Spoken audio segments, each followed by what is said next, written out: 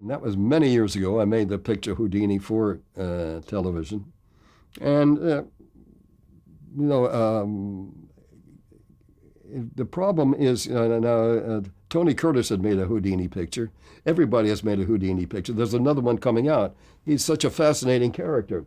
But I felt that nobody had told the real story, the personal story. And it isn't the story of Houdini and the magic. It's the story of Houdini and his mother, because she was a Jewish mother.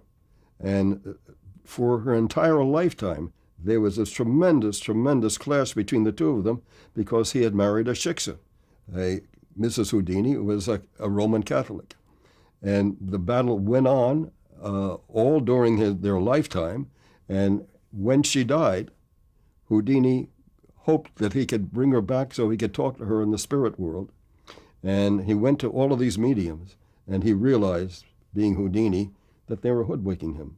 What happened was that there was so much of a hullabaloo about this, and the mediums were becoming so important. He was dragged up before Congress by the spiritual party, and he defended and exposed the mediums in front of Congress through one.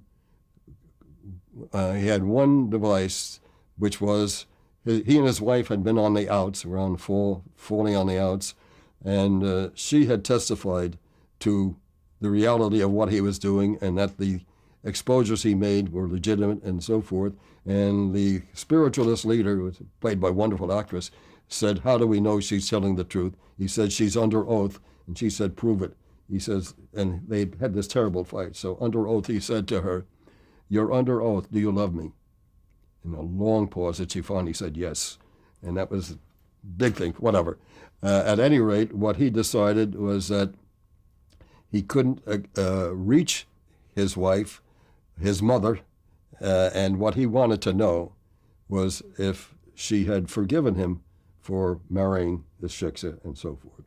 And he was on a trip, he was in England, I guess, when his mother died, and only his brother was there. And he was going out of his mind because she had said something confusing to his brother, and he didn't know what it was. And when he came back to America and finished another tour, as you know, he was supposed to be what the hell do you want to call it?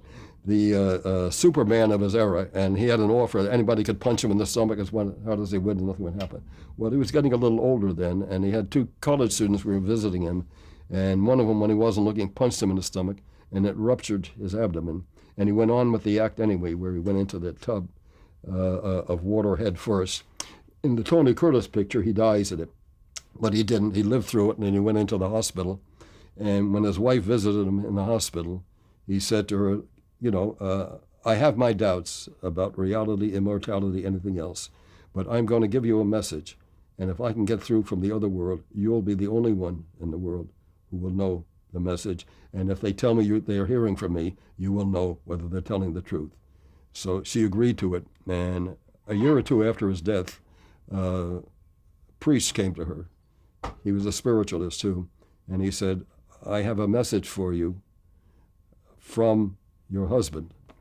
And she said, bullshit, He says, well, I will tell you what I will do. If you will allow me, we will hold a seance, and I will contact him for you. And we will have present the top reporters on the leading scientific journals. And you can be sure it's all going to be legitimate. So she agreed, and they held the seance. And in the dark, of course, all of them holding hands.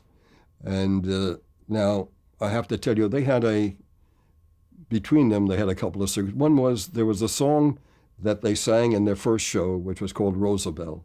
And that, to him, that was her name, Roosevelt, after in the song. And that kind of disappeared.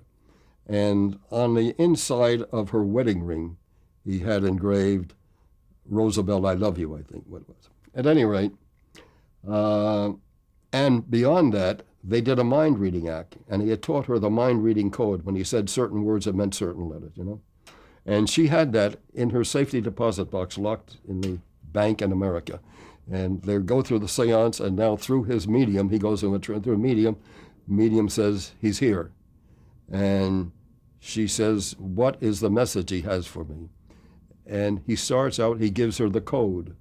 And the code spells out the word believe. And he finds out that what he is wanting to know was what was the message that his mother in her death gave to his brother who didn't understand. And they spelled it out in code, and the message was, I forgive.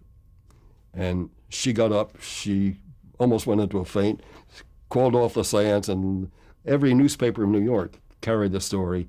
And then there were all the stories that it was a fake and so, but she, till the end, claimed that it was true, that nobody else could have known the code, nobody else could have known what it was he said, or were known about Roosevelt. She had to take off her wedding ring, and they said, gave her the words that were written in the wedding ring and so forth, okay? Anyway, there were a lot of stories of what the true story was, and Daisy White was supposedly his girlfriend, and it turned out that Daisy White was also the mistress of the priest, and so they didn't know whether he had given her the code before or not.